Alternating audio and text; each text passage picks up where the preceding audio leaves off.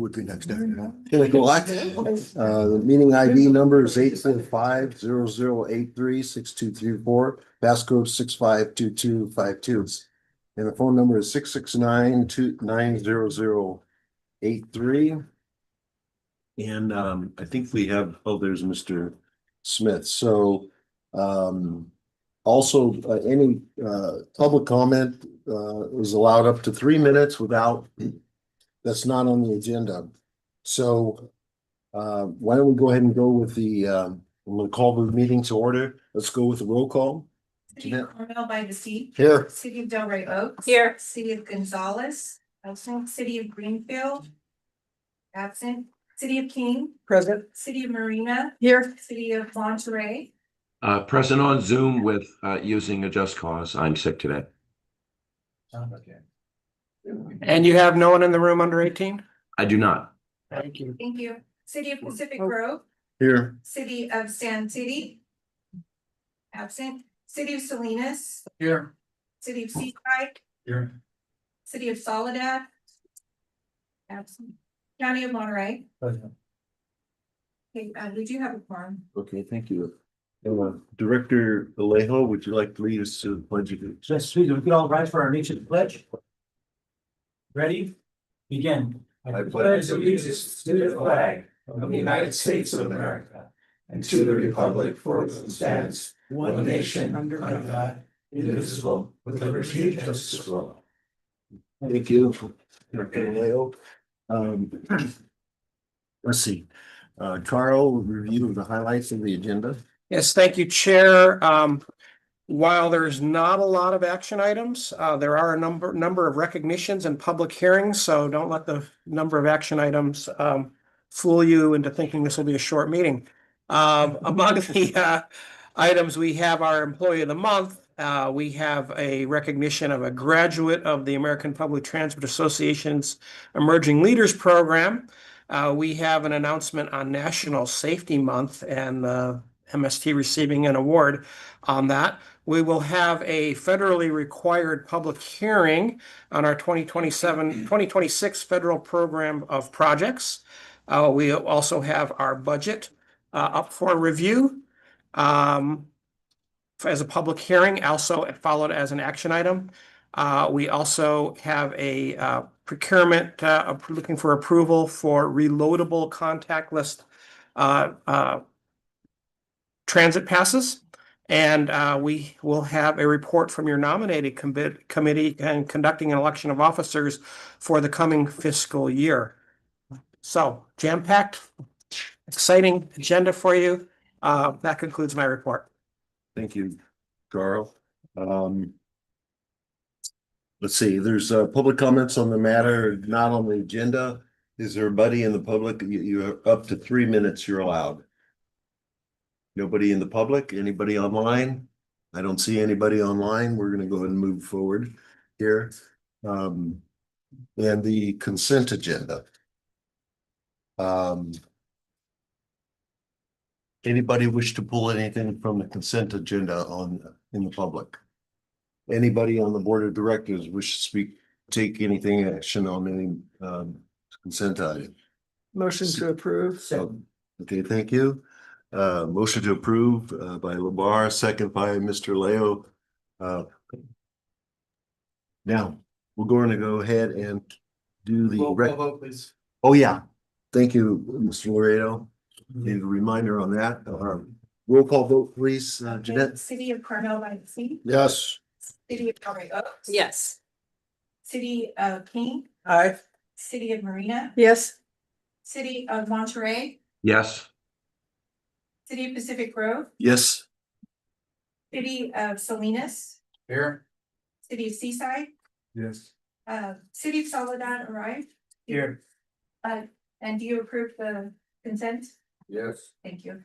County of Monterey. Yes, no. That's not me. Motion passed. Thank you. Thank you. There's something in this puppy. Not enough. Okay, thank you, everybody. Let's go on with the recognitions and special presentations, Carl, or We will have, This one is our employee of the month, will Akuyo be making the presentation? Yes, I will. Yeah. Good morning, directors, staff, community. My name is Ikuya Yaneda Lopez. I'm the Marketing and Communications Manager here at MST. I'm taking my glasses off because I'm getting old and I can't see close things with my glasses on. So this morning, I'm so thrilled to introduce and congratulate our June Employee of the Month, Ursula Sardina. She's here. She's hurt her ankle and she's on crutches, but she made it here with us today. So I'm not sure if you know Ursula yet or not, but she's out in the community all the time, taking pictures, talking to people, just making sure that we're capturing all those MST moments. She is a communication specialist on the marketing team, and she's primarily focused on social media and graphic design. She's super creative. She thinks strategically and is really committed to taking our social media and communications to that next level. And I so appreciate that. One of her recent videos actually went viral. Like it went, I think last count was almost 1,500 likes. That's huge. I mean, not just for an agency our size. You know, I check on Bart's all the time and they're huge and they don't always get that many. So for an agency of our size to get that much engagement from, followers is a big deal. And so super happy about that and proud. And I think part of that success comes from knowing our community, knowing our audience. You know what you want to say, what you have to say, but knowing how to say it, it makes a difference. And that's why we're in communications. You have to know how to say what you need to say. She makes sure she knows her audience, who she's speaking to, what demographic follows what social media and how you should lay out that message. And so she does a great job at that. Part of our followers are writers. They need service updates, what detours are happening, who's going to be late. Some people are not, they're just members of the community. And we still want to make sure that they're aware of what we're doing as MST, projects, service, how we're impacting the community as a whole, not just about bus service. And others are partners and stakeholders on projects. It's good to keep them abreast as well of what we're doing, letting them know all the impacts we're making in our community. So she does a great job of all that. And I've always thought, just because you don't use the bus or take the bus doesn't mean you shouldn't care about it. The impacts are everywhere, not just for passengers, not just for people that don't have cars. And she does a great job of making sure everyone is aware. And for that, I congratulate her and thank her. So here you are.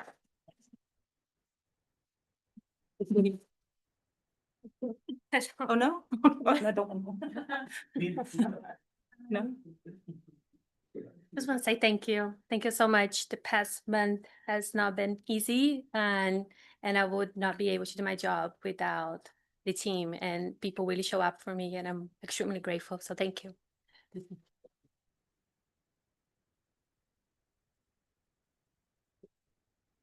Ursula's not used to communicating without, 10 seconds of K-pop music behind the little graphics.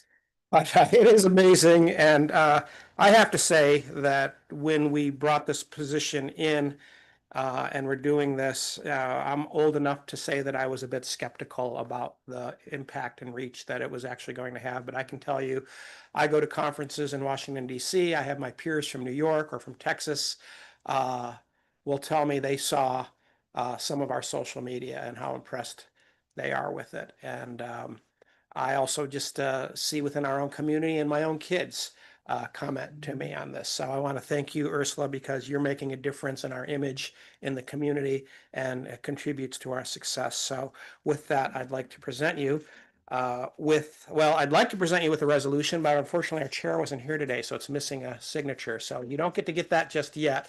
But we will get that to you as soon as we have it signed. We like to do these with wet signatures still, and we weren't planning on our chair calling in ill today. But we also have your Employee of the Month pen and your check. Yeah.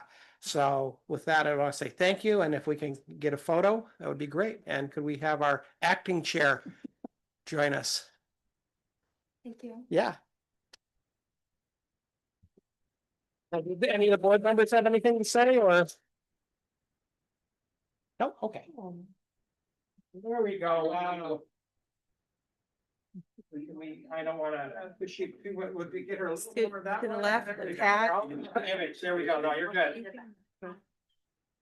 Okay, yeah, okay. Just have to ask once. All right. Oh, that's right. There you go. Squeeze in. Okay, say MST. Fantastic. I was doing okay.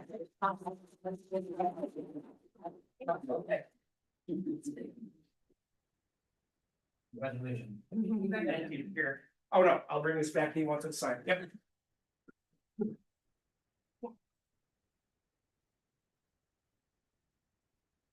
Okay, next. Okay, next up, we have, APTA Emerging Leaders Program. Emma Patel, Planning Manager, Michelle Oberle. Good morning, board members. Michelle Overmeyer, Director of Planning and Innovation. I have Emma Patel, our Planning Manager, with us. Emma started with MST just before the pandemic and has had various positions. She's currently our Planning Manager. And she completed the APTA Emerging Leaders Program. So a little background on that. The American Public Transportation Association, or APTA, is a nonprofit international association with more than 1,500 public and private sector members that participate. APTA is our national trade association for MST. They advocate for transit funding. They produce these educational conferences that many of you have attended. And then they also provide professional development opportunities. And one of their annual programs is called Emerging Leaders. It's a professional development program that helps individuals grow as a leader and expand their understanding of the public transportation industry. Acceptance into this Emerging Leaders program is highly competitive. Only 35 individuals are selected to participate each year.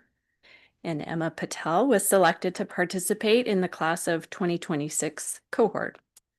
Her 10-month-long program included various skill-building workshops, roundtable sessions, online collaboration, and unique access to the industry's leaders through a national mentoring program. And then locally, our Norm Tuatavuki was her local mentor, and he has his hand raised, so he's going to say something when I'm done. Emma was challenged with balancing her full-time job here at MST, the obligations of this APTA program, and family life.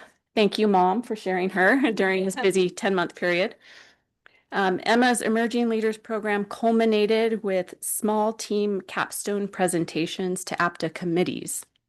Her group's topic was Perceptions of Safety, Enhancing Rider Safety in Transit. And you can ask her about that later after this meeting. Emma graduated from the APTA Emerging Leaders program during a ceremony at the APTA Mobility Conference in Salt Lake City last month. We're proud that she was able to represent MST, and we'd like to congratulate her on completing this prestigious program. Congratulations. Norm wanted to say something, and then if you want to say anything. Yeah, hello, everybody. Norm Tuatavuki, Chief Operating Officer. Sorry that I'm not able to attend in person, but I did want to congratulate Emma for the tremendous program, her leadership, everything that she did. It was just a joy and pleasure to see her growth. And I wanted to comment about her as a professional. She came into the program, and I was very, very fortunate and grateful that I got to serve as her mentor. I met with her on a regular basis, and we talked about everything from her EOP program, the project that she was working on, and then specifically about things in her planning manager role. So there were a lot of communications that I've been able to have with her, and I hope that I've served as a great mentor for her. I can tell you that I saw tremendous growth on her professionally. And I'm looking forward to many years, hopefully with MST, that she'll be able to continue contributing. So many years of success, and congratulations, Emma.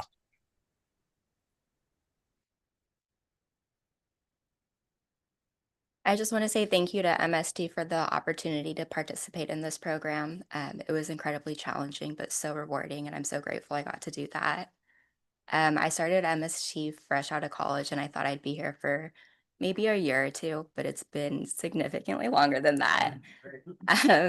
And that's thanks to MST for all of their support and encouragement and opportunities for growth throughout the last 7 years. So thank you.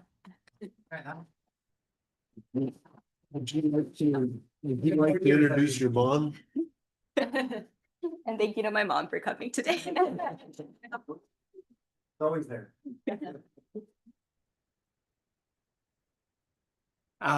Emma, I had planned 1 or 2 years in this industry.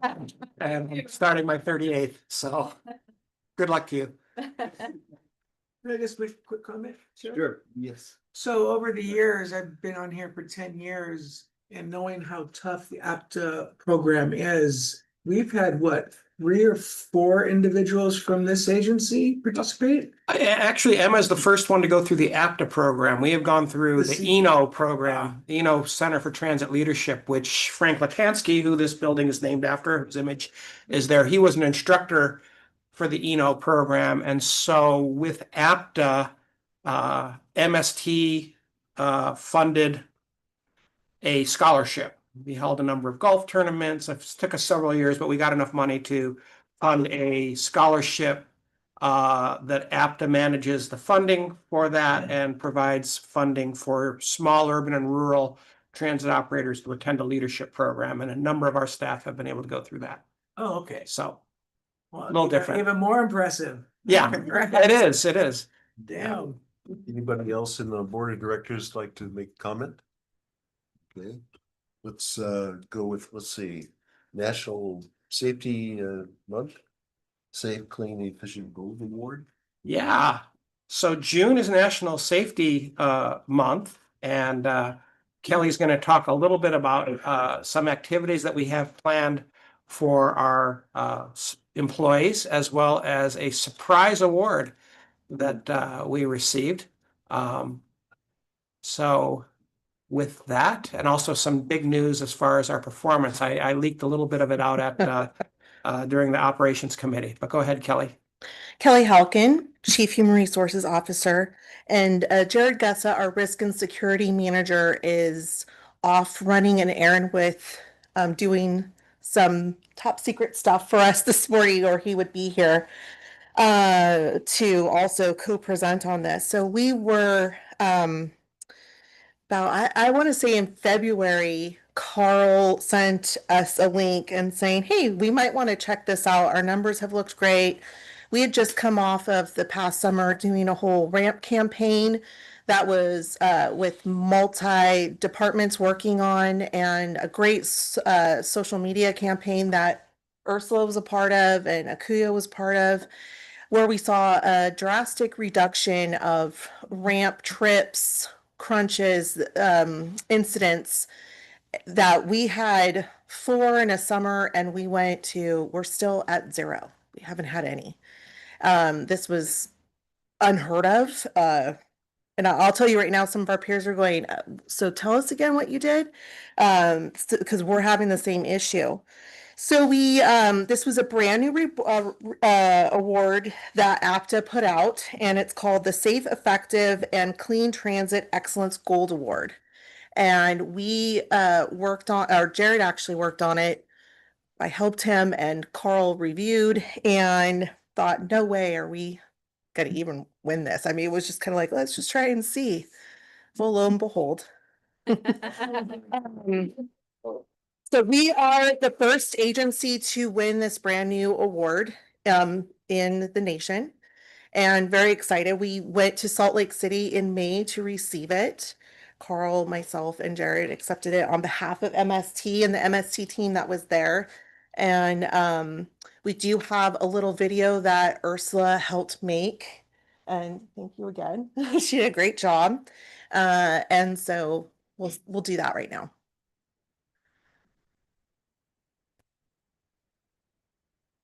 Really trying to be a proactive problem solver is what safety is all about, in my opinion. When an incident rises to the level of a certain severity, a determination must be made.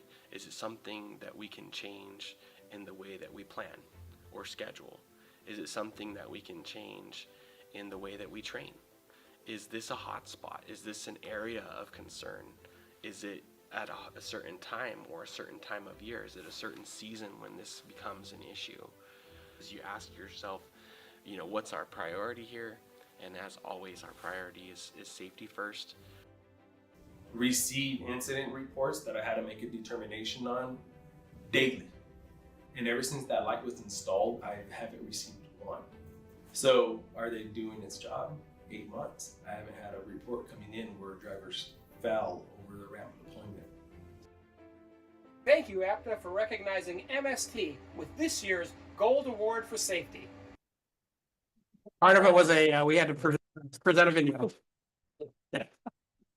So I would also be remiss if I didn't recognize, as part of that application, we talked about using our GIS to track incidents and accidents within our system to help identify hotspots. And we took about 18 months worth of data, and that was actually Emma and Natalie who worked on that project. And it was a wonderful project. It showed what we were getting from the operators, what we could see in safety. We just weren't able to actually quantify it, and they took that data and they were able to actually throw it on a map and show it. So we've been using that data and using the ArcGIS mapping to show hotspots in the area to route more safe routes for individuals. And that's another thing that our peers are also looking at. It's like, how that's very interesting to show us how to do that as well. So thank you, Emma and Natalie, because that was a huge undertaking on their part to do that. And they were using that data for other stuff as well.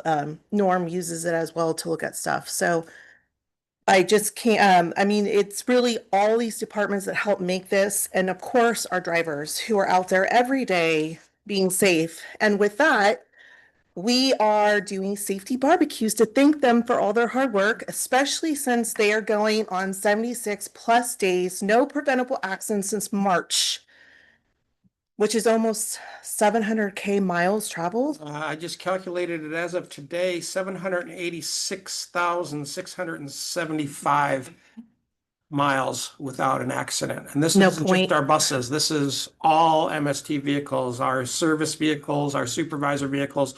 We've not had an accident. So because I have now said those numbers, we'll see where we go. But if we can go through the end of the month, we'll be at 1,000,000 miles. So that is a huge goal that we want to shoot for.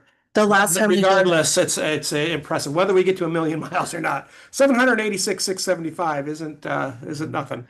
So, Just to put in perspective, the last time we traveled 1,000,000 miles without a preventable accident was back in 2009.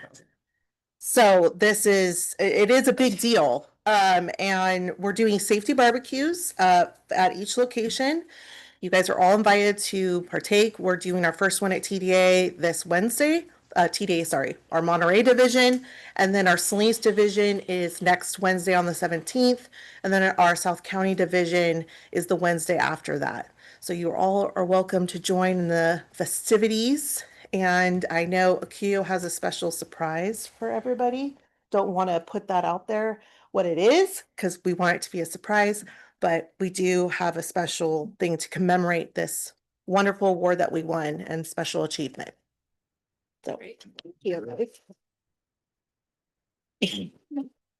Yes, Director Barrera. Was helping us as a pretty when we're on an awesome barbecue. Yes, Jeanette has the information and hopefully she can get that all out to you guys. Okay, thank you. Any other board of directors? Anybody in the public? Thank you very much. Okay, so what we'll do is now go to the public hearings. The first one, let me ask Mr. Laredo. When we adopt these public hearings, can we, like 5A and B, C, can we just go do those first and then go out to the public, correct? Yeah, Correct. okay, no problem. Why don't we go ahead with the 2026 Federal Program of Projects, Susie Flores. Good morning, Chair and directors, staff, and members of the public. Susie Flores, Grants Analyst, and today I'm going to discuss the Federal Transit Administration Program of Projects for fiscal year 2026. Federal Transit Administration Section 5307 Urbanized Area Formula provides operating assistance to public transit agencies. The apportionment amount varies by year and is based on population served and performance measures such as vehicle revenue mile per capita and passenger trips per capita. The full year apportionment for MST in fiscal year 2026 is $15,711,177. MST uses its annual 5307 apportionment to fund general operations, and these funds pay for expenses including fuel, security guards, and MST employee salaries. The funds also help pay for fixed route service provided by TransDev. Staff proposes to use MST's full fiscal year 2026 apportionment in the amount of $15,711,177 to continue paying for ongoing fixed route, bus, and planning operations. Federal regulations require MST's board to provide the public with an opportunity to comment on the program of projects for Program 5307 funds, which include the apportionment for fiscal year 2026. A public hearing notice was published in the Monterey Weekly on May 21st, in the Californian on May 22nd, and in the Herald on May 23rd of this year, noting today's public hearing. Staff received no comments. Staff recommends you adopt the program of projects and authorize the filing of appropriate grant application documents with the Federal Transit Administration. And now, and now I would like to request that we hold a public hearing for this program of projects. Yeah. With anybody in the public? Don't see anybody online? Don't see anybody on there. So we're gonna close public comment. Then we'll go to, let's see. Did you do the all A, B, and C? Or is the next one, With that, you'd be looking for board member comments, and then when ready, you'd be looking for a motion to adopt the fiscal year 2026 program and projects and authorize the filing of grants. Okay, let's bring it back to the board of directors. I'll second, but I do have a comment. Yes. In addition to the presentation, thank you. That the federal funding funds, fixed routes and those other items that were described, it is important to also notice or recognize that those federal funds pay a significant share to ensuring Monterey County always has at its disposal the ability to move people in times of need, in times of emergencies, as we've seen in the past. So those dollars fund a lot more than just the rides for our residents. Thank you, Chair. Director Labar. Anybody else? Was yours the first? Alejo, okay, Mr. Alejo. Okay, okay. All those in favor, let's do a roll call. So City of Carmel by the Sea. Yes. City of Del Rey Oaks. Yes. City of King. Aye. City of Marina. Yes. City of Monterey. Aye. City of Pacific Grove. Yes. City of Salinas. Yes. City of Seaside. Yes. City of Soledad. Yes. And County of Monterey. Thank you. Okay, thank you, Janab. Let's go on to action items. You now need item. Oh, wait, that's right. Sorry about that. Let's go with that out. Thank you. Good morning, Chair, members of the board. You have in your packet on page 39 a staff report going over the MST operating capital budget for 2027-28. And the full budget itself is online via a link in that board memo packet. Okay, next slide, please. So first of all, I'd like to thank all the staff contributors within MST. It is quite an effort to get on everyone's agenda to talk about money and budget and what's planned for the next year. So in total, we had 18 contributors. So for the staff behind me and listening online who helped contribute, thank you very much for your time and energy. Much appreciated. Next slide. Okay, so one of the people who contributes the most within the budget, the numbers person, is Andrea Williams, who is back here. She doesn't like to be in the spotlight, but I'll pull her up if I need to because she has the spreadsheets, lots of spreadsheets. So today I'll be going over the year-end forecast for this fiscal year to June 30th, the operating budget priorities, the revenues and expenses, factors in contributing to a deficit, and strategies to help reduce that deficit, service operations highlights, as well as some of the strategic investments that we're planning for this next fiscal year, and go over the capital improvement program. But before we get to the next slide, we are anticipating an almost $11 million deficit in this coming fiscal year. Next slide. So year-end forecast, we're looking at without adding in capital expenses, a $2.4 million deficit as compared to revenues to expenses. Now, if we add in capital, that's going to be a $3.9 million deficit. We haven't actually had to use our reserves in the past, so this is the first year in which we will be using reserves to pay for all the things that we need to pay for. Just to put it in context, in FY25, last year, we had a $2.8 million surplus. So now we're getting into the deficit, which is not a good trend to be going towards. But we'll get into the details of it. Next slide. So what we have said in the past that we want to maximize revenues, but this time we really, really mean it when we say we want to minimize deficit because it's starting to get bigger and bigger and we're actually realizing a deficit from this current fiscal year. So we'll actively monitor where we're spending money. We'll aggressively seek grants for capital projects to offset any need for a general fund to go to capital. We'll continue our fares at existing rates. We're not proposing any increases, $2 for 2 hours, $1 for 2 hours for our discount passengers. We will always continue to foster and maintain our partnerships. Those are really important for us as we support our community. We'll operate the better bus network at board adopted levels and continue appropriate levels of staffing to make this whole system work. Next slide, please. So on the revenue side, we are anticipating at the end of the year $64 million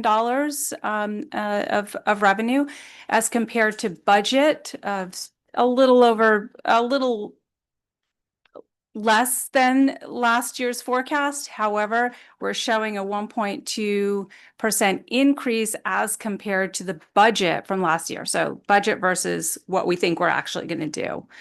Next slide. So how it all breaks down is we have about 26% coming from the federal government, 3% generated here locally.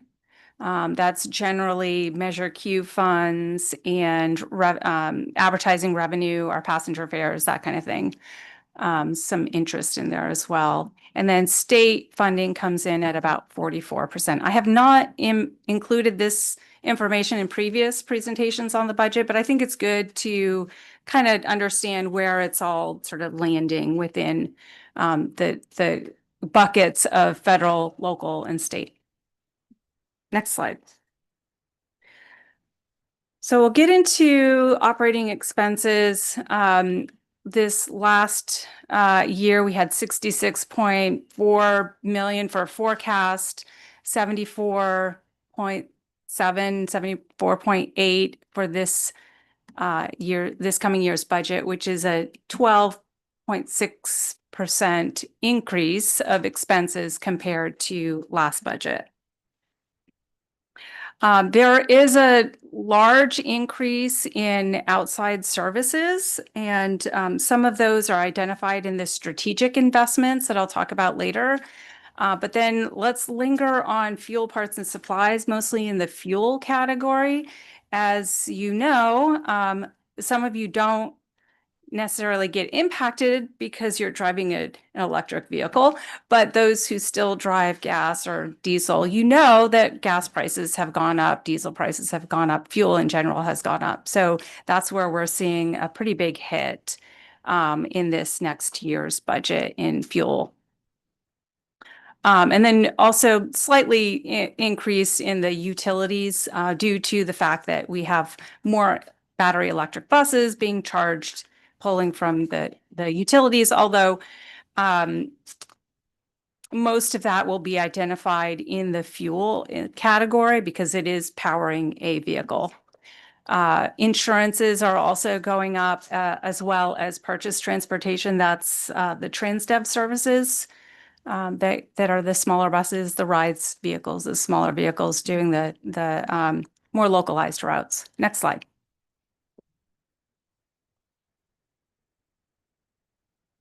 Okay, so just comparing it all, 2026 total budget, not actual, we identified that $10 million deficit.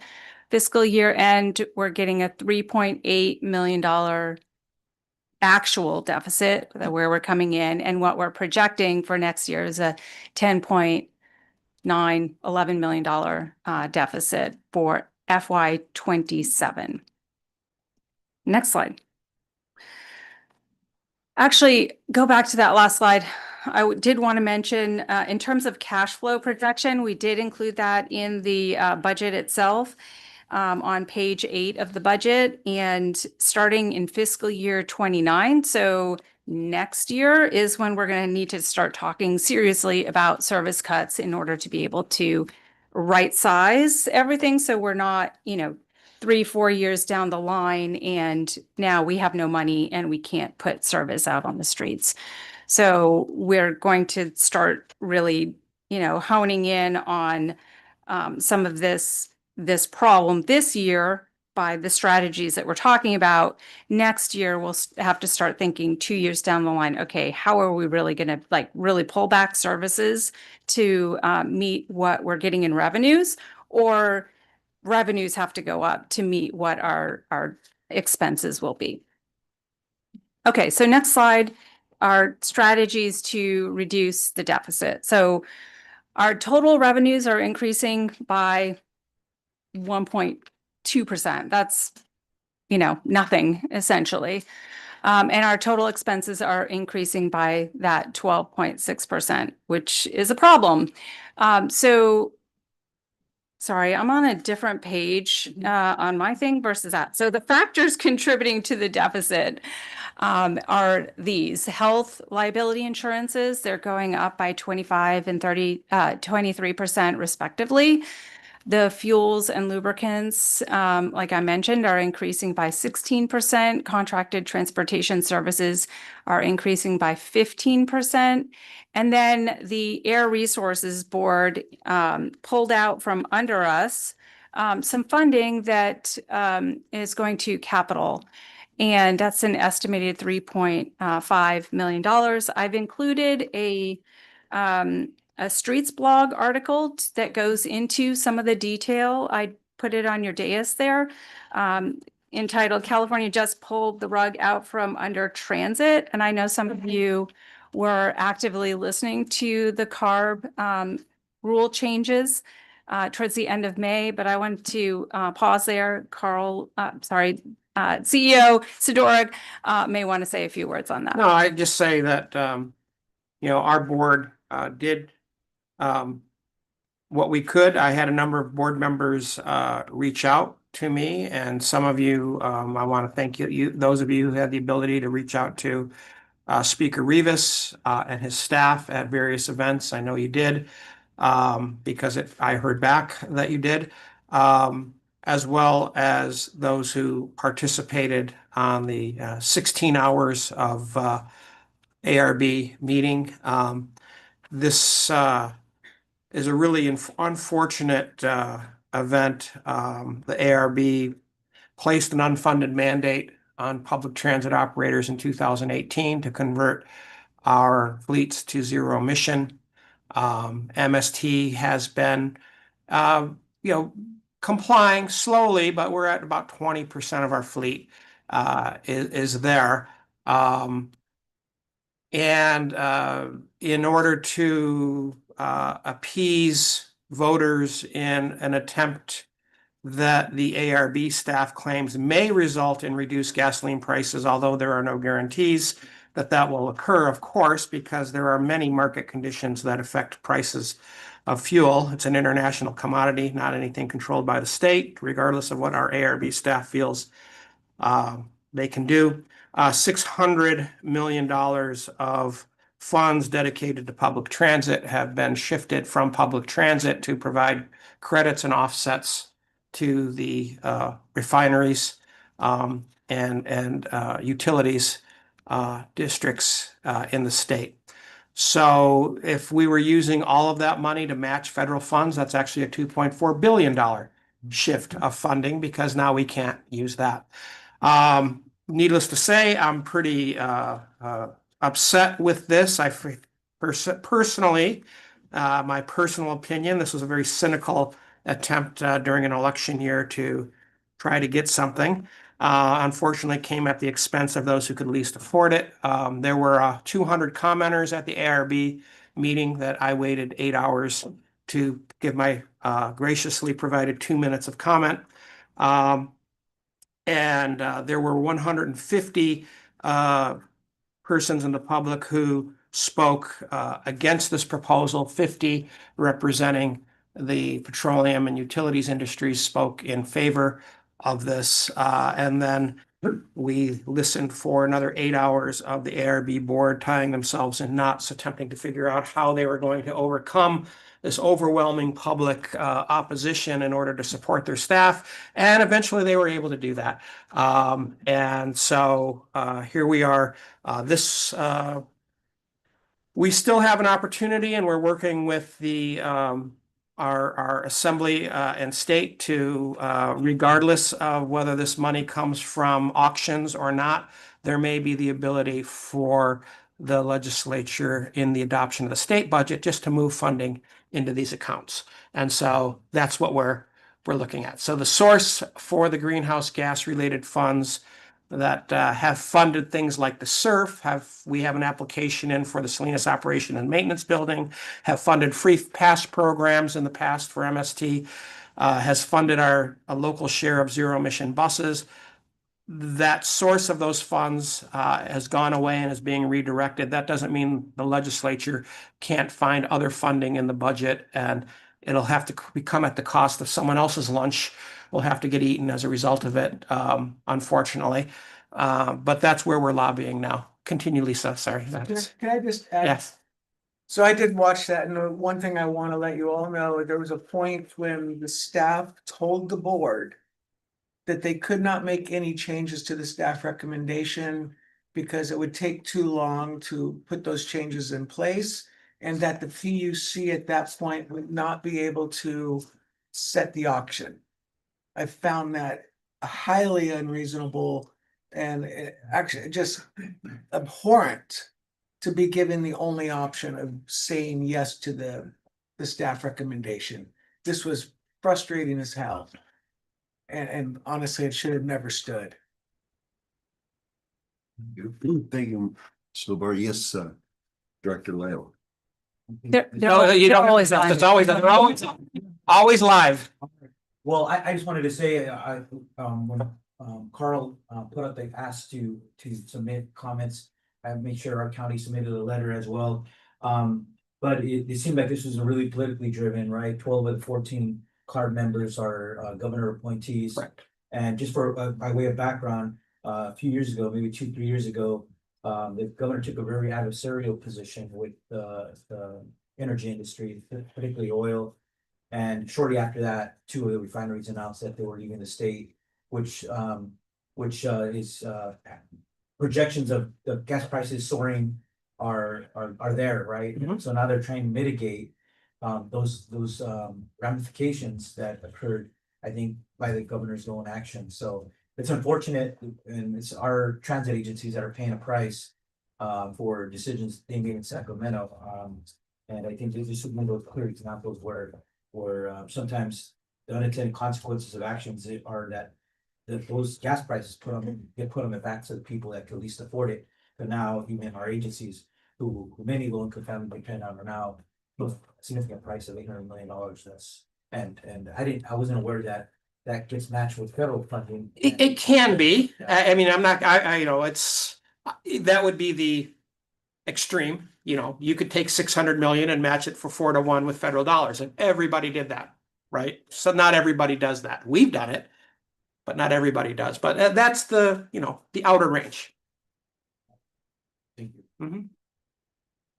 Okay, next slide, please. Sorry to interrupt you, Lisa. No, not at all. We had already talked about pausing and lingering on the ARB and its infinite wisdom. Okay, so some of the strategies we'll be deploying this year to help reduce that nearly $11 million budget are to control and review our expenses very closely. We'll watch discretionary funding where we can delay or not spend, we will. We'll review some of the lower performing transit lines, maybe, you know, get at the edges.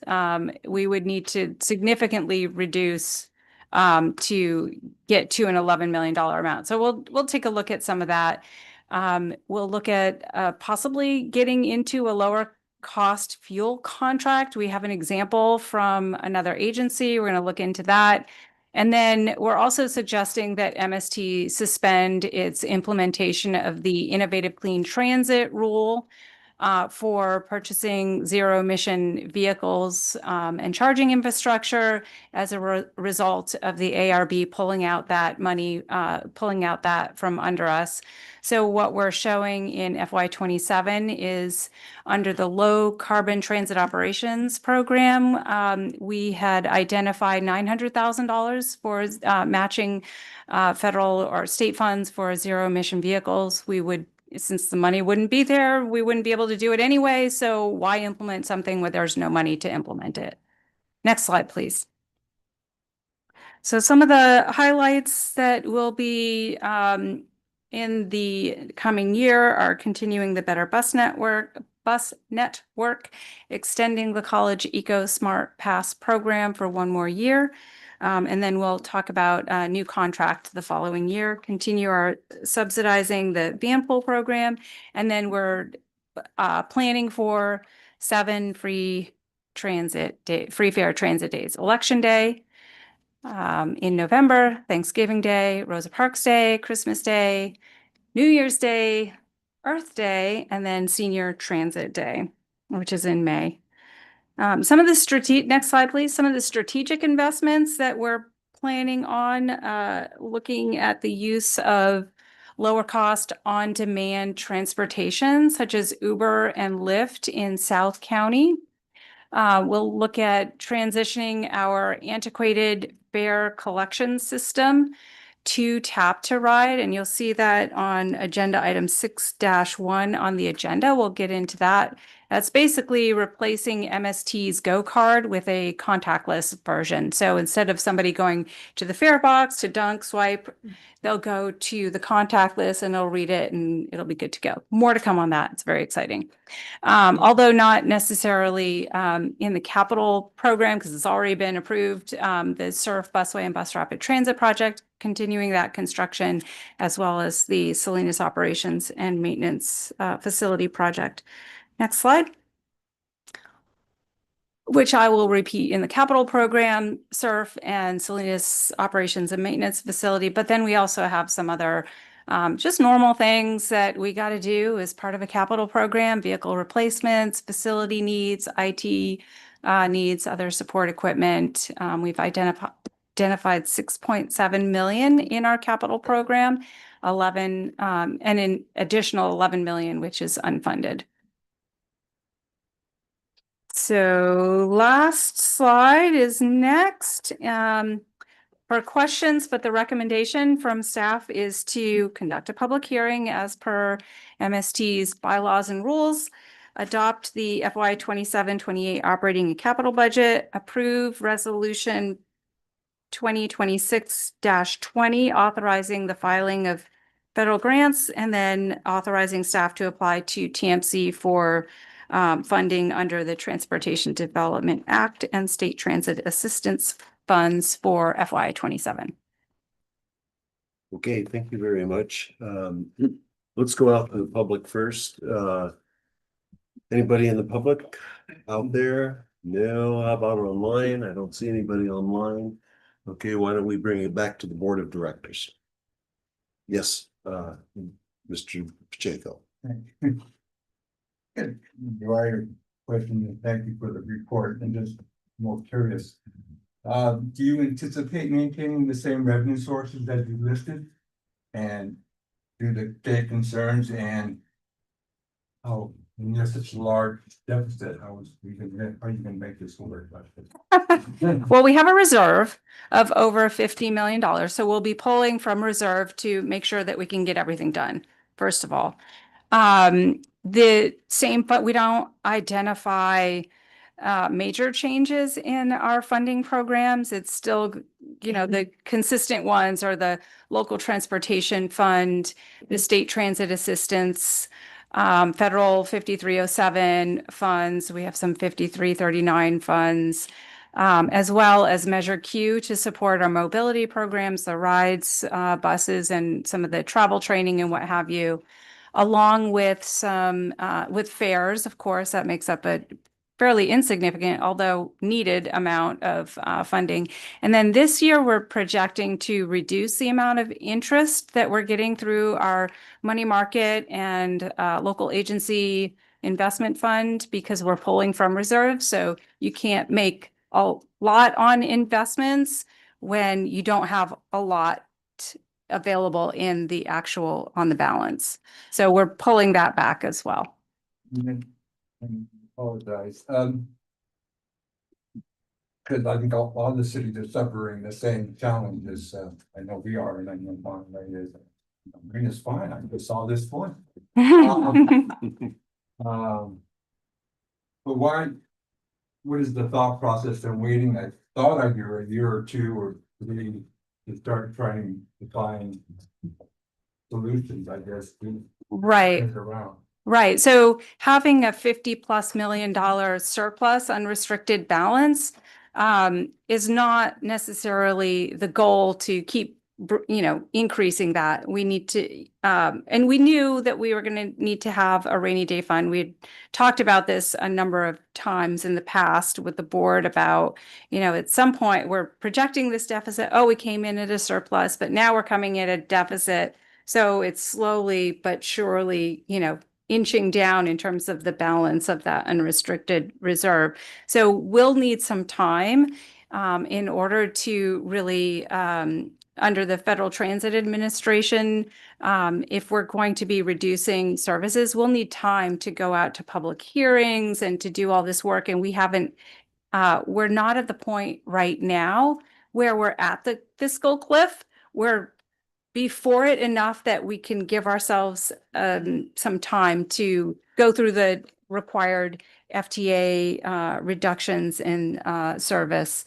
So I don't think it's necessary at this moment to, make any drastic changes because we have that reserve, and that's what it's there for until 2 years from now, and that'll give us time to really, look at which lines and which services need to be pulled back a little bit. And then revenues and sorry, obviously the cost of staff and revenues continue to go up, and benefits, I'm sorry. Yes, they do. They're not going to go down anytime soon. I doubt it. So how do you? It seems logical, even our city, or with the cost of benefits, especially. Where does it come to a point where I guess you can't turn it around? Do you freeze positions? Do you obviously cut service lines? Do you wait that year or two to have that happen? Right. So how service cuts interact with, I think this is what you're getting at. How do service cuts interact with the number of employees and the benefits and all that kind of thing? So what we're projecting in FY 27 is, still, 100% fully staffed in coach operators, mechanics, and all the things that are necessary. Over time, we do have attrition that, slowly brings us down. We would just not hire as many folks. Since we haven't had the conversation, internally in terms of how any potential service cuts may play out 2 years from now, I don't know exactly how that game of chess will play out yet, but we'll come back to you on it. And I'm trying to remember it, 'cause I think staff, the filling is it, you are full staffing for your buses, but a year or two ago, you weren't at that, so that's being fully staffed and fully serviced impacts the budget significantly, I say. Yes. And I don't necessarily agree with this, but I think I heard you say that the state has taken away funds for free ride. And if I did hear that, you look at that and you budget process as far as trying to find ways to offset the cost. Then you should, I'm just. Yeah, no, we used that state funding that we were talking about through the low carbon transit operations program to provide for free fares at one point in the past. We don't do that anymore. We just include those free fare days that we talked about, the 7 of them in our budget. They're mostly those free fare days are on days where we don't have, it's not as big of an impact to our budget because it's Thanksgiving Day or Christmas Day. We have very lower ridership usually on those days anyway. But it is nice to get people, to family and what have you. So. This deficits aren't good, especially even though you have a huge surface. I mean, yeah. That's, kind of, for all of us, I imagine it's kind of troubling. And I guess lastly, going $50 million is a lot of money, but the deficit this year is pretty high and the costs continue to go up for especially benefits and services and whatever, mechanics and raises and all those things. Somehow, I think it would assume, at least for our city, and I'm sure all of us, you try to bring them close together.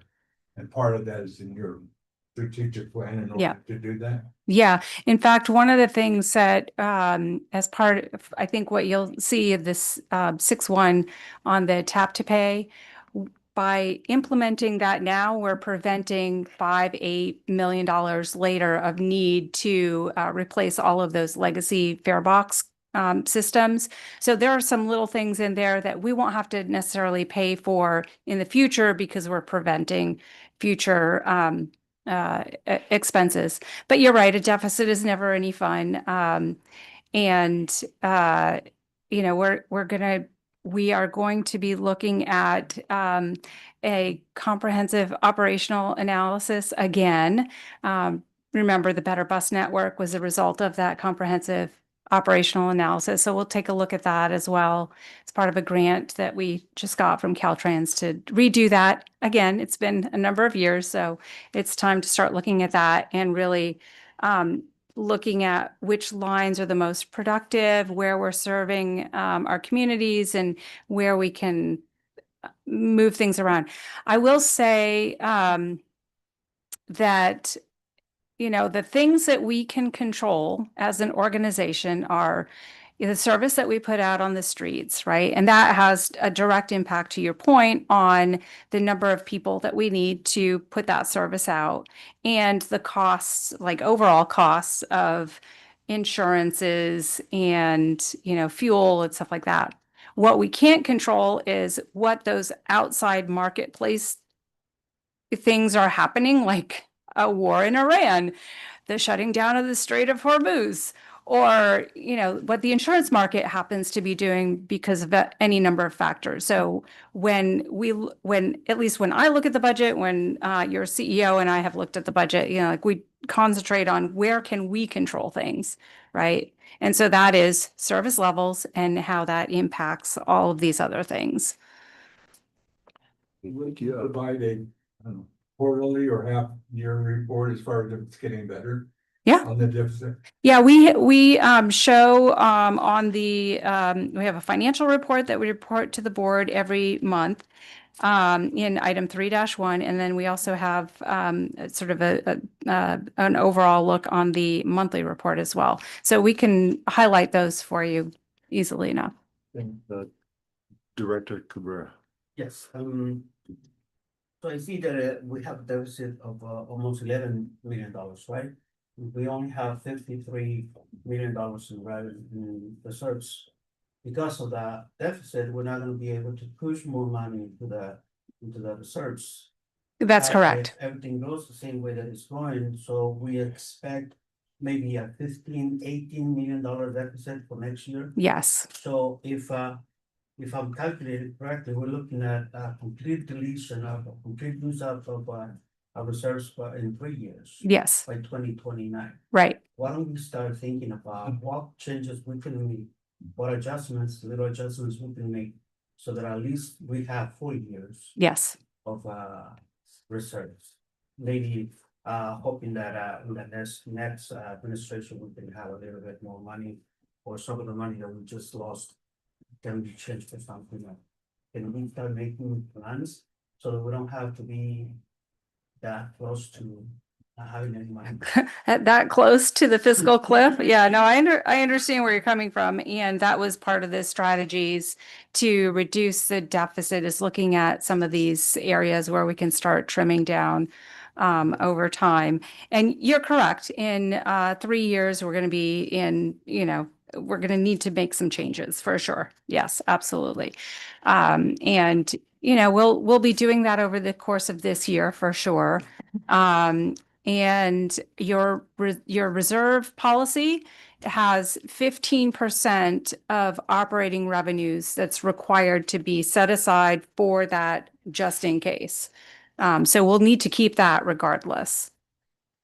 Because people, so people always ask, what are you not doing enough, right? As an organization, if you have reserves, then let's use it. But sometimes I think that we have to educate a little bit more the public so that you can see why are we doing this, and because they don't see it, they just see the consequences of something and they blame the organization.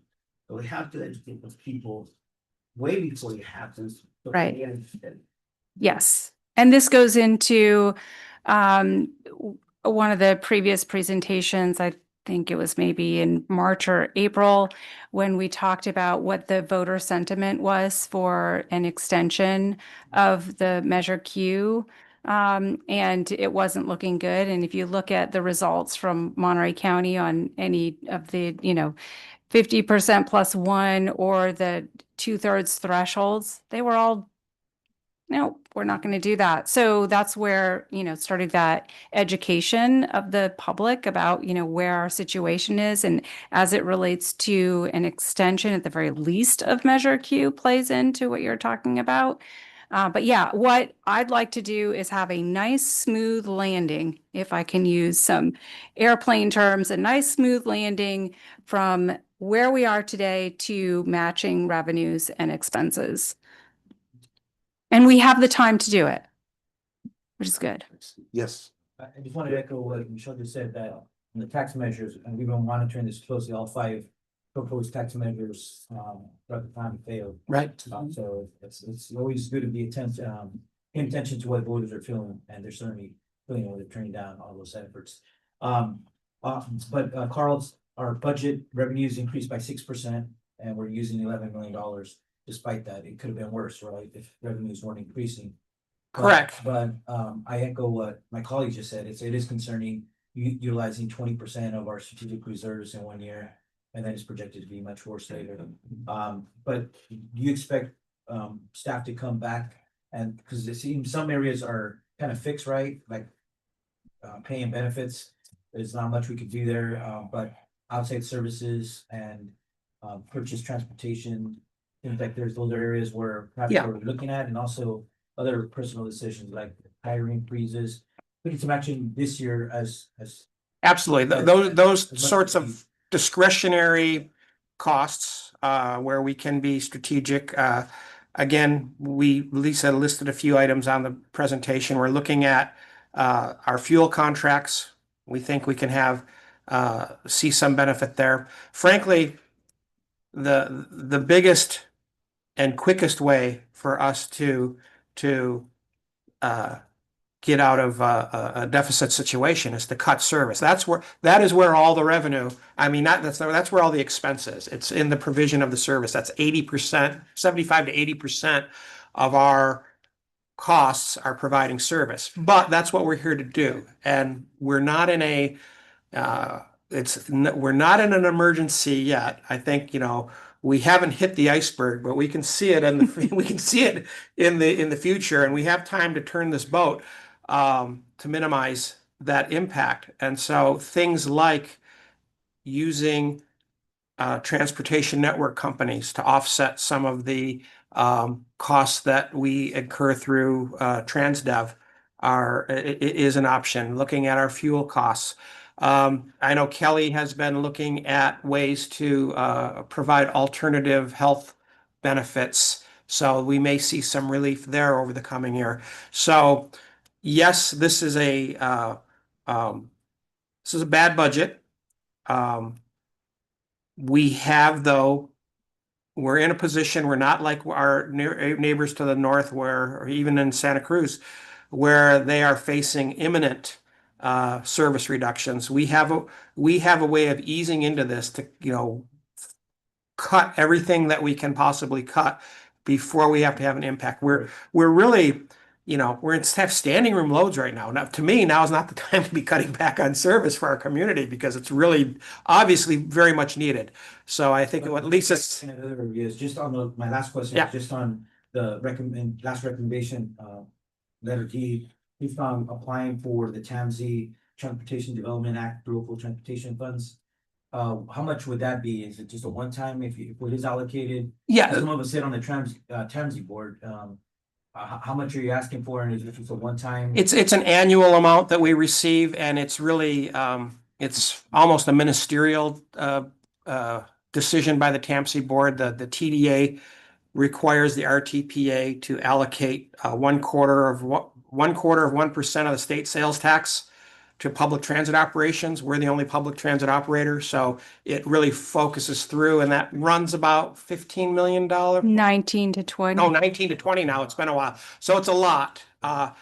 That's part of that pie, part of the 45% of our budget that we call state, because it's state tax versus it's not Measure X money, which I call local or Measure Q money.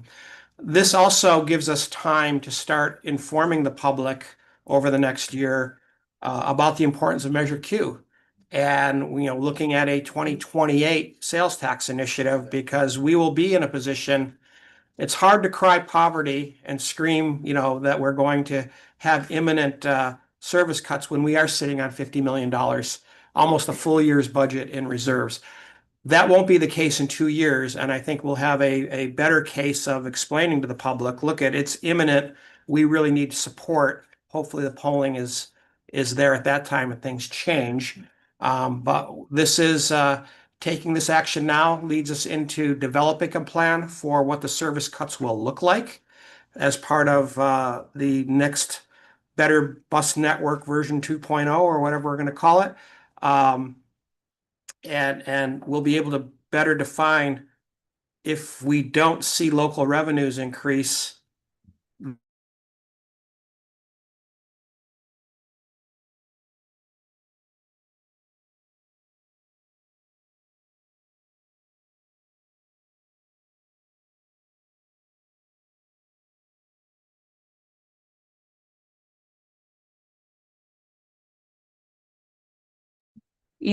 steps at TMC board Yeah. to allocate or you can program or adopt the whatever. budget Yeah. at TMC already that includes that amount in our budget. Okay, Director Lamar.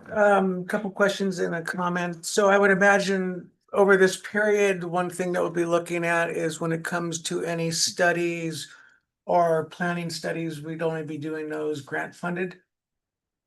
Right. So the majority, I don't know if I've seen a planning study or, like a grant funded planning study that doesn't require a local match. So we'll provide the local match, but that will be it, the minimum local match. So I hate interfering with what staff is doing for the agency, but sometimes those dollars can add up very, very quick. So maybe we should be briefed on what our local match is. Because if we can save $1 million on that and those studies can be pushed off, I know the timing is hard, but those are areas where there could be a little bit of discretion. But we are fully funded for SURF, correct? Yes. So we're not worried that project continues, which is great. And then regarding on the slide where it's strategies to reduce fiscal year 27 deficit, the fourth bullet point, where it was the zero emission bus program and charging infrastructure. That is one of those programs where we're matching funds as well. Yeah, absolutely. Okay. I mean, it's a tremendous amount of work to put those programs together. I think for the last batch of buses, we must have had 12 different funding sources in order to get those 13 buses in place. And I think the current delta between a zero emission bus and a standard bus is $700,000. So it would take an awful lot of savings to make those things pay for themselves. And since the state has abdicated its responsibility for funding, personally, I see no responsibility to move any further with this program and until they threaten us with some action. I'll come back to your board at that time. No, and I'm in agreement with that too, especially I was curious on how many different fundings, because every one of those funding opportunities requires an additional amount of staff time to do the follow-up reporting and all the requirements afterwards, which just diverts staff from other activities. Additionally, though, when we're looking at the money that we're not going to be able to spend on, a lot of this is going to, like in this instance, on the zero emission buses, for example, or any bus is going to a company who is employing others who are building this product for us, and those dollars then provide for those families. So as we go through this conversation and through these ways to cut our deficit, it would be important to show what the economic cost beyond the agency, because we have an impact on our local economies. And the recent CARB ruling was a significant, not just for our agency, but it is for all of those vendors that we use to provide our materials and our goods and our products. And so that ripple effect is way more. I know this is about our budget, but public agency budgets do provide more than just the actual benefit to the public. Thank you for bringing that up. I had it in my notes and skipped over it.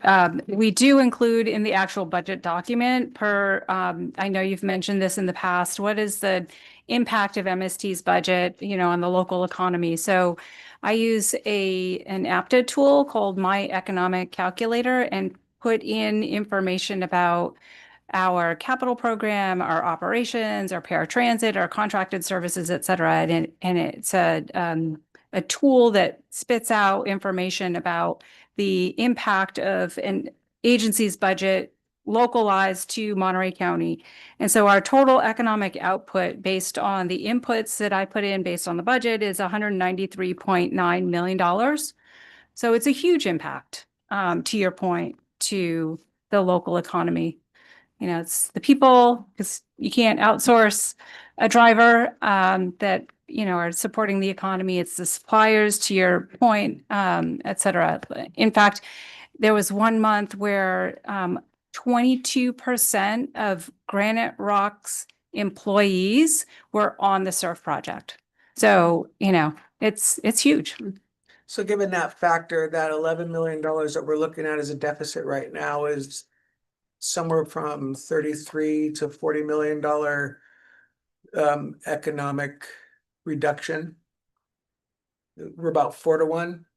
So what I put in the economic calculator was the total budget and expenses, not accounting for a deficit. So it was assuming that $11 million deficit was Part of that. back funded by our reserves and then put into that economic calculator.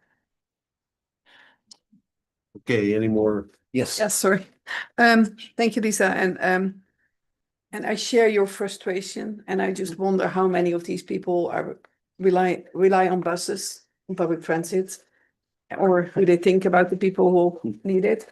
But I can give you a guess. of course, my main concern is a big concern is that it doesn't.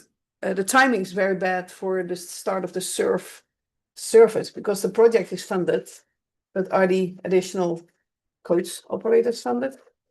They are in this budget, yes. Okay, so that's good news. Right. And so there will be some need for potentially readjustments. Because to your point, the surf service is the existing line 20, which has service every 30 minutes on weekdays and then every 1 hour on weekends. That's going to double once the surf service comes about to every 15 minutes weekdays, every half an hour on weekends. And so in the budget, we are assuming some staffing to implement the surf because now it's a requirement of ours through the grants that we were able to obtain from the federal government and the state government as well. So we're obligated to do that. Now, then the question is, if we need to move the funds into that, which we have to, where are some areas where we can look at other places that maybe aren't performing as well as we'd like them to? It's the line 20 is our second highest ridership route of our entire system. Yes, because I'm so looking forward to the every 15 minutes, because that will be the first time in our area for public transit that people don't have to plan their trips around the bus. You can just walk up and if you have to wait 14 minutes, so be it. But what did I say? Oh yeah. Because I think also educating people and getting people on the bus, explaining how important and how we all take it for granted until it's gone. And so we have the summer pass now, and thanks to the social media, I was reminded of it, but I cannot find it on the website. Can it be posted there maybe I overlook it. I tend to overlook things on your website, but I hope it can be really blasted, because the $38, if people buy the passes now, it's for the youth, they get the full summer. If they wait, they get less rights for their money. Right. $38 between June 1st and August 31st. Go wherever the heck you want to go and try to not cause too much trouble as a teenager. And just also think about some of those teenagers may be voting in 2 years. So true. So yeah, we'll make sure that it's front and center. Thank you. Thank you. Anybody else in the board of directors? Okay, just a couple of quick ones. You showed a pie chart, and part of it was federal government. Just use that for example. Okay. Is that pretty much standard on that pie chart? Is X amount of dollars from the federal government? Is that It's fairly Yeah, fairly consistent. stable. I mean, in terms of percentages, it'll go up and down a little bit, but it just depends on the year and whether or not there's a federal infrastructure bill that supports transit or not. Okay, Yeah. well, I feel me personally, it sounds negative. And some great questions were asked, but I feel positive that MST will find a way. We always do. Yeah. We always have to run the rabbits, so I've to pull out of our collective hats, but and I think we're letting you know this is a precursor, but we are working on it. We're working on our rabbits, and we'll report back. We'll have a workshop in January to let you know where we are halfway through the year. for sure. And then, in addition, if there's anything to note in particular, we'll let you know. And so we'll just leave it at that. Okay, great, thank you. And let's see, public, anybody in public wish to speak on this? Anybody on the online? Nothing? Okay, we'll go ahead and look for a motion on this. Motion to approve. Okay, motion to approve. Do I hear I'll second it. And just clarification on the motion, that is, motion to approve items B, C, and D of 5-2. Yes. Thank you. Yes. Do I have a roll call? You second that, Director? Yes. The city of Carmel by Steve. Yes. City of Delray Oaks. Yes. City of King. Aye. City of Marina. Yes. City of Monterey. Yes. City of Pacific Road. Yes. City of Salinas. Yes. City of Seaside. Dave. Dave. Yes. City of Yes. and County of Monterey. Aye. Thank you for He was on the MST social media. Okay, thank you, Jeanette. Now we'll go to the 6.1, authorize general manager, CEO, or the designee to enter into a 3-year contract with JW. Daunt. Yeah. Okay, for renewable. You can read it yourself. Why don't you go ahead? Sure. We're going to have Michael Coleman join us in just a moment, but if you recall, in 2021, MST became the first transit operator in California to allow its passengers to use contactless tap to pay systems that were open, which means you could use any at that time Visa or MasterCard backed product. We since then became the first in the country to have Visa, MasterCard, Discovery, and American Express, all 4 major cards. And we were the first in the world several years ago to allow someone using their online identification to verify their eligibility for a discount. So you could, using your Medicare login or your veterans status, you could determine whether you were eligible with your payment card to receive a 50% discount for our services. So $1 for, and it also allowed us to implement what's called fare capping, which means no one, if you tap to pay using these cards, you never pay more than $2 for 2 hours, $6 per day, $20 per week, or $70 per month, or half of that if you have the discount eligibility. So that's great if you have a bank card. Now, what we have found is that there's a large segment of our community who either does not choose to use their bank card when riding the bus or do not have access to a bank card because they don't have a relationship with a banking facility. So we wanted to solve for that issue, and this process provides a card that can be read by our card validators that a user can reload with their own cash and can use that to tap to pay. And then when, instead of putting their money in the bus fare box, they just load their card up at a 7-Eleven, a CVS, a Walgreens, a Target, possibly a Costco, and they collect the cash there. That presents a number of opportunities to MST. MST's for current fare boxes cost $30,000 a piece now to collect nickels, dimes, quarters, and dollars. And if we were to, we need to replace them. They are no longer manufactured. We are in a kind of in a third aftermarket for replacement parts right now, as long as they're available. In order to get out from the yoke of the expensive fare boxes, we could put these $900 validators on our cards, allow people to put their cash on at retail locations throughout the county, many more than the 3 they can buy their passes at now from MST, reloadable passes. So we went out to bid for this in order to solve for this problem. And Michael, you can take it from there if you All right. can. Next slide, please. Michael Coleman, Chief Information Officer, Monterey Salinas Transit.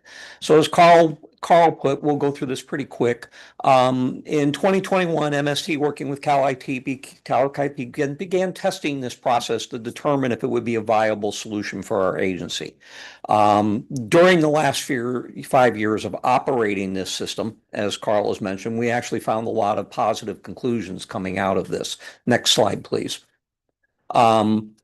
Contactless payments are flat out the least expensive way for us to collect fares. Considerably, under certain circumstances, it's only about 20% of what it's costing us to run the cash coin collection system that we're currently running. It is the easiest way to offer a discount structure and a concession structure to our passengers.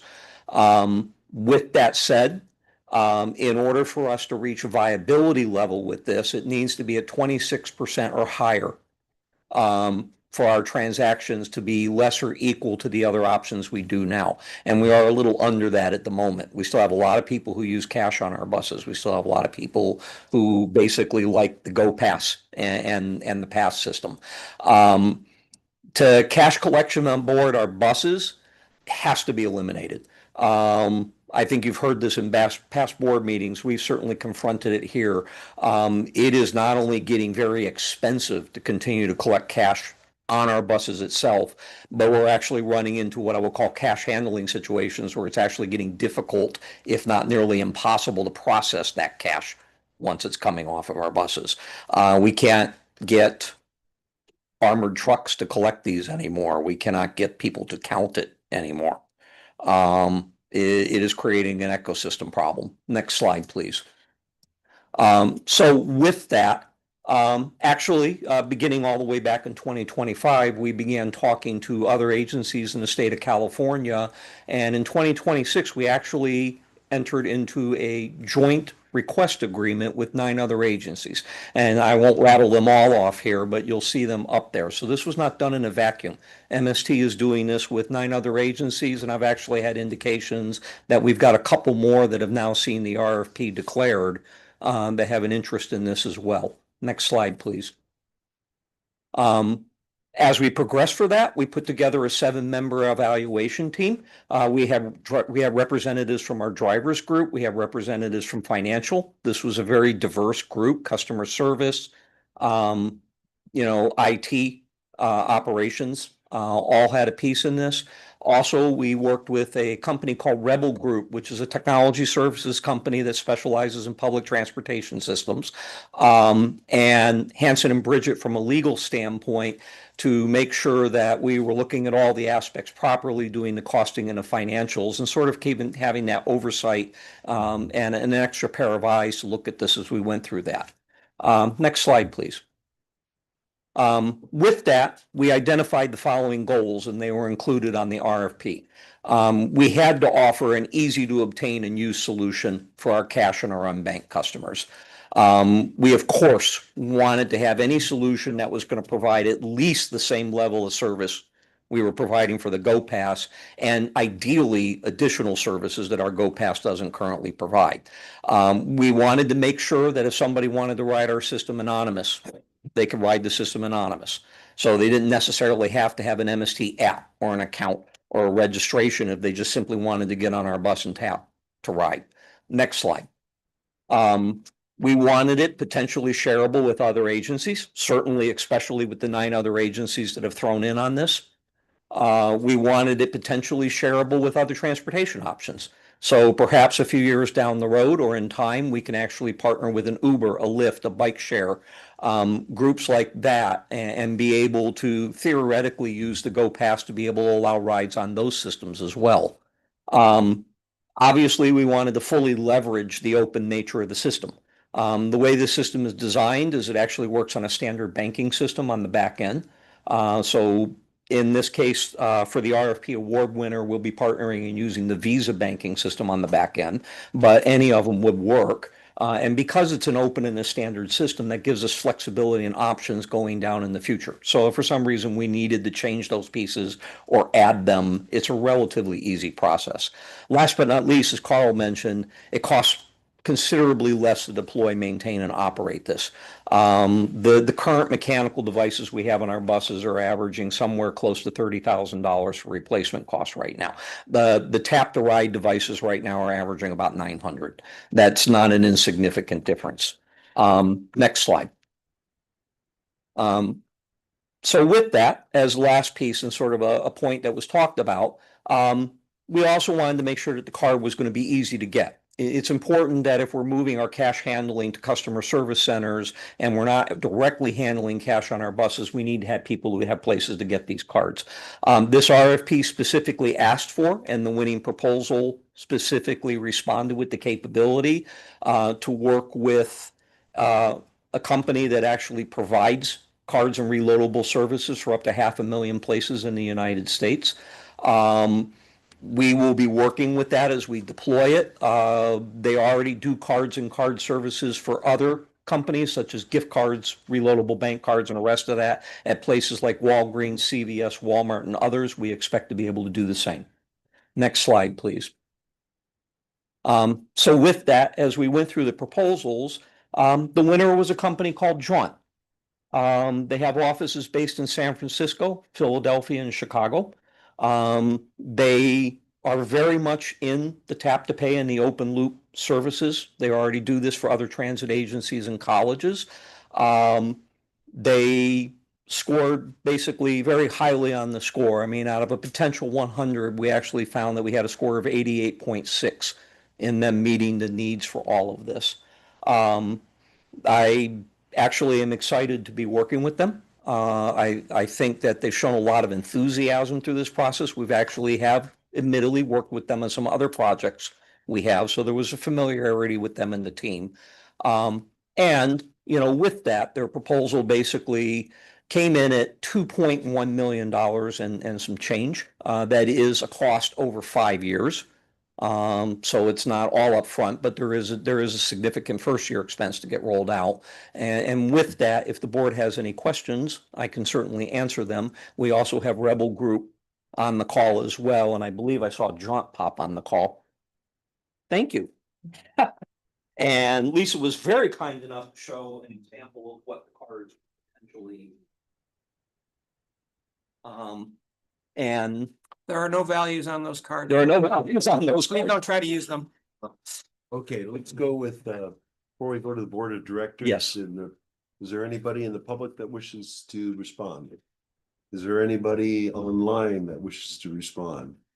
Not seeing anybody, let's go back to the board of directors. Yes. So when it comes to, all right, it's roughly 400,000 a year for the 5 years total. Does that include the Visa payment portion of the 2.6? Yes. Okay. Rebel Group did an independent cost analysis for us, and actually the costing is comprehensive. So we took in the fee structures, all of that into the estimate over 5 All years. right, I just wanted to make sure No, that it's- they're not paying the Visa afterwards. It's a good question. I believe the way the team looked at this, and Stephen, who's hiding back there somewhere, played a very, very strong role in this as our contracts person. We approached this, I wouldn't say we approached it pessimistically from a cost standpoint, but I thought we were very realistic in the approach. So, pushing close to that 20% cost obviously seems very, very high. But I'm assuming that what that is the production of the cards, the back end system, the ability where that back end system is stacking the discounts. So all that is handled through them? Yes. Okay. And then finally, I really like this, but has there been any studies or anything that's shown when they have moved to tapless that we've actually seen fare box rates increase? Because I would love to, we're about 10% away. If this could increase fare box recoveries by 10%, that actually will pay for itself over time. So what I have seen are studies, I'm unclear, and maybe the folks from Rebel Group have some data on actually increasing fares. It does have the ability to decrease your costs, and There was, I've seen in both Dayton and in Santa Barbara, where they went cashless for periods of time, a reduction in the what we call in the industry dwell time. And that's the amount of time the person is standing there at the fare box, trying to put their dollar in, kicks it back, put it in, kicks it back. These are, tenths of a second transactions, and these add up over time. And I think we calculated almost by reducing dwell time would have almost a $750,000 impact in reduced dwell time and reduced maintenance costs on the fare boxes based on what Santa Barbara and Dayton had. And those numbers are a few years old, so I haven't even updated that for current costs. But I did this analysis when we were deciding whether this was something we wanted to move forward with or not. And staff decided that the cost savings both on maintenance and dwell time was significant enough. But I would be interested in hearing if anyone from Rebel Group can answer the question about increased ridership or revenue. Because it's easier to use. Yeah. And Lily has raised her hand. Lily has raised, Lily Shoup from the Rebel Group. Lily? Oh, fantastic. Can you hear me? Yes. Oh, thanks. Hi, I'm Lily Schaub from Rebel. Pleased to support MST with this effort. And I think the question was, do we see other agencies who offer payment options see higher fare box recovery ratios? Does that summarize the question? Correct. Yeah. We have seen more agencies see a measurable increase in people paying. But I think that's a great flag for us to track over the course of this project and be able to report back to this board how we are tracking that over time. Thank you. Thank you for your friends. Yes, Director Jacob. Thank you. Is the contractor responsible for getting the vendors as such? And I didn't see any grocery stores or food for less. Is that part of the vision, or is that staff responsibility? We will, the contractor is responsible for getting the stores on board and getting the reloadable on board. That was part of the RFP agreement. I would think it would be safe to say that Monterey Salinas Transit is going to be using our, wonderful marketing people like Ursula we awarded today to help us promote this. Anybody else? Yes. Yeah, I would follow up on that. I think there needs to be a community education campaign for all those residents that have been paying for cash for years. Yeah. And it might be easy for a lot of us to just go and use one of these cards, but for many residents that are not sophisticated with technology, it's going to be much more difficult, right? And I saw some of the stores mentioned, but many of those owners, it's like places like Greenfield, right? Right. Oval Housing or CVS or Walmart. So that's the question. Is like, where else would your average person, places like Greenfield, be able to go to and upload this card in an easy way that won't limit their access to continue utilizing transit? So, and let's, to be clear, the first step of this is just to replace the monthly passes with this card that would provide the discounts and make sure that that is working before we decide that we're going to go complete with this option. So it's not we're not looking to change everything overnight. One is just changing, right now you're buying a dumb card, and now we're going to change the dumb card for a smart card for those people who are already buying cards. There are online ways to add value. We may be able to reach out to local banks, but we will have to identify where those market gaps exist, especially in the South County communities. We know that is an issue that we have just today. We have some communities that don't have a pharmacy in their community. So before we go too far with this, but we got to take the first step. So this is the first step. This isn't the last step. Okay. As long as it's in the plan. Yeah, absolutely. For who would have challenges. There's a reason why they're paying cash today, and we need to address that reason. So we get it. Lisa has it. So, Director Alejo, thank you for asking that question, because I was going to jump in anyway to the promotional aspect of this whole thing. First, this whole sort of back end stuff needs to get worked out. And then that'll kick our marketing and communications team into high gear to help transition our passengers from this Go card, which is a reloadable, however much you want to put on it, card, to one that can be read by that Cuba device, that contactless device. So our goal is to transition everyone over into this contactless space.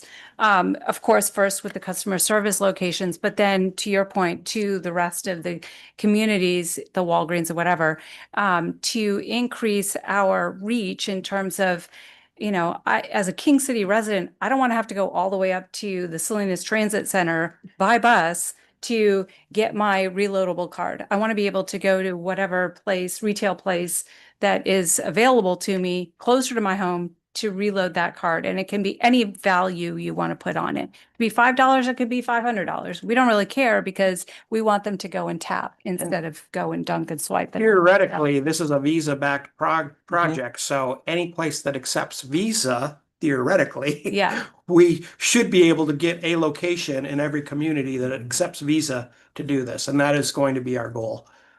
And one piece that I'll add to that, it's future thinking, so this is not necessarily the phase one piece. Carl has actually been leading the charge on this, so credit where credit is due, but we are actively talking with other agencies in our region to make sure this card is actually shared and cross-compatible between us and them. So that means locations in those areas would be available as well. But this does say it's a $10 minimum purchase, so. That's our existing. That's our existing card. Yeah. So this is that.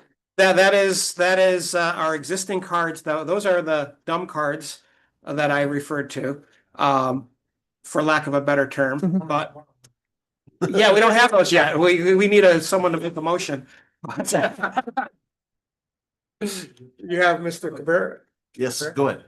You know, I could say something. Some of the people that are constantly using cash are the Right. Senior community.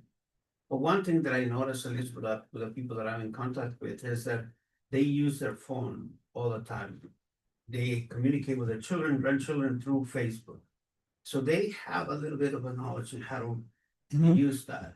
Is it a plan to create an app for this purpose? So I'm glad you asked that question. Our goal would be so this will be able to tap to pay with your mobile device. If you have a smartphone, that's the easiest way to do this. The reason we're also have the cards is really to collect that segment of the community that doesn't have a phone or doesn't want to use it for this purpose. I mean, so and correct me if I'm misspeaking, Michael, you're but the mobile payment on your cell phones is native to this. No special app is needed. So if you have a wallet, Google Wallet, Apple Wallet, you just add you add this card to your wallet and you tap to pay with your wallet. That's built in from day one. Okay. Actually, the more difficult piece of this is developing these cards and putting them in retail stores. Yeah. But we don't want to assume that everyone in our community, especially the lowest income, have a cell phone that they want to do this with or a plan that they want to do this with. So this is the backup for that are these physical cards.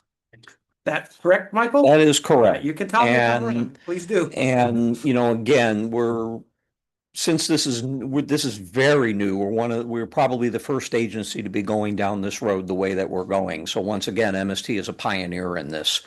I think I mentioned that our 5-year cost estimates were somewhat pessimistic. The 5-year cost estimates are basically assuming that we're going to see an equal or slight rise in physical cards over time. I will tell you that the belief is the reverse is very likely to be possible. Whereas people get used to the system, used to using phones, we would see a decline in physical card use. And if it did, costs will actually drop on this over time. And the plan is that if you noticed on the map from Santa Cruz, Monterey, San Luis Obispo, Santa Barbara, and Ventura County, at least, if you have value on your card, you can tap on any of those systems in those counties and the money will go to them, right? So you put your money on here in Monterey, but you tap in Monterey for $2, it gets $2. If Santa Cruz costs $2.50, you tap there, $2.50 is deducted. And there's no complicated back office arrangements or contracts between the counties. As long as you're part of this system, you can tap to pay. And we've actually had Los Angeles has expressed an interest in what we're doing. because it's a lot simpler than what they have. So I'll make that motion. Okay. Okay, thank you very much. Let's do a roll call on that. Yeah, I got a first from LeVar and a second from Cabrera. Is that Yes. Yes. Okay, we'll do a roll call vote. City of Cornell by the Sea. Yes. City of Delray Oaks. Yes. City of King. Aye. City of Marina. Yes. City of Monterey. Yes. City of Pacific Grove. Yes. City of Salinas. Yes. City of Seaside. Yes. City of Soledad. Yes. And County of Monterey. All right, yeah. Thank you. The motion passed. Thank you. Okay, you. thank you. Congratulations, Michael. Thank you very much. You got a lot of work to do. Implementation is more fun, but it is busier. Okay, okay, the next item is 6.2. Receive report from the nominating committee, conduct an election of officers and appoint representatives. Mary Ann Carbone is not here. I'll go ahead and read the discussion and Director Kim Shirley, you were on, so if you Yep. want to add anything, I'll go ahead and read this real quick. Receive report from nominating committee, conduct election of officers and appoint representatives. Physical impact is none. Policy implications, the Monterey Salinas Transit bylaws require the board to conduct an annual election of officers and to make the required appointments. Discussion, the Monterey Salinas Transit bylaws require the board to conduct an annual election of officers and to make required appointments. Article 6, officers of the MST bylaws requires your board to appoint members to a nominating committee responsible for recommending officer appointments to the full board. Discussion, did you want to do the discussion? Okay, go ahead. So we met twice actually, and as you know, we need to rotate regions from our leadership. And so Mary Ann was rotating off and Lorraine wasn't going to be moving forward. And so we needed to come up with another region other than the Peninsula region. And given that we just bought property in Salinas with the operations and maintenance facility, we thought Director Barrera would be great for the chair, especially with his experience on MST. And then for vice chair, we were looking at sort of the recent nominations for leadership. And it had been over a decade since the county has had an opportunity to be in a leadership position. And Supervisor Alejo was interested in that. And so we also nominated Director Alejo for vice chair. So chair is Director Barrera and vice chair is Director Alejo. Okay. Before we bring it back to the board of directors, anybody in the public? Don't see anybody in the public. Anybody online? Don't see anybody online. Let's bring it back to the board of directors. Yes. First of all, I want to thank Director Shirley for making the recommendation. This is my 10th year serving on MST ever since I came in 2017. I've had a chance to serve in this role. And being the vice chair works out perfectly for me. Next year, I serve as the chair of TAMSI. And I've become the president of our California State Association of Counties in December. So it seemed like a lot for next year for me, but the following year to be able to step up as chair of this board, I think works out perfectly on my workload. So I say I'd be glad to accept the nomination. Okay, thank you, Director Alejo. Sandwiches. That's the meeting. Is that how you accept the nomination? Okay. Anybody that should make a motion? I'll make a motion to accept the nominations. I'll second. Okay. All those in favor, let's do a roll call. City of Cornell by the Sea. Yes. City of Delray Oaks. Yes. City of King. Aye. City of Marina. Yes. City of Monterey. Aye. City of Pacific Grove. Yes. City of Salinas. Yes. City of Seaside. Yes. City of Soledad. Yes. and County of Monterey. Aye. Okay, thank you. Thank you. Okay, thank you, Jeanette. Reports and reports and information items. You'll see the reports on the pages 53 plus correspondence 77 through 128. And are there any comments on those? I don't see anybody. Okay, let's go. Let's move forward on the board reports and comments and referrals. Report meetings absent, attended by board members. That's on page 129. Board member comments and announcements. Anybody has any board directors? A quick comment here. Yes. You know, I know it's sad regarding this carb situation.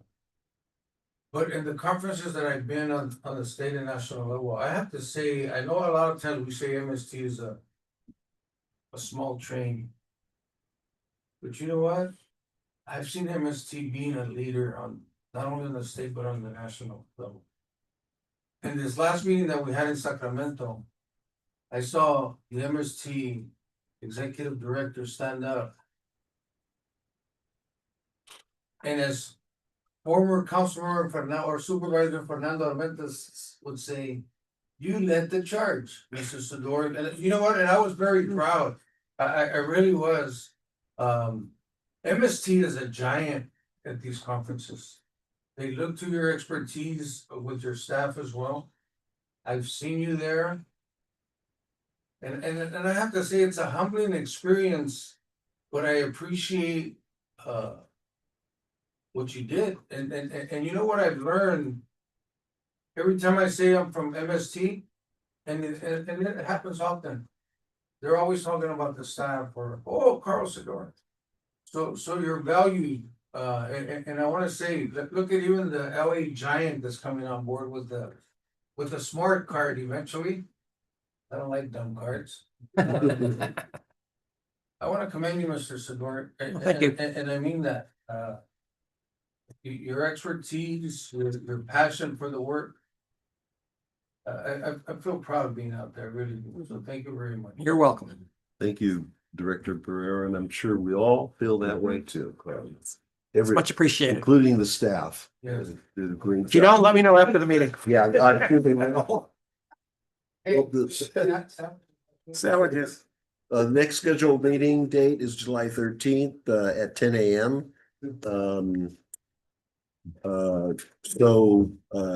Unfortunately, I will not be present, and my alternate is also going to be away also. So, but other than that, for the good of Laura, we're done. Thank you. Brought it in on time, sir. Well done. So what are you doing?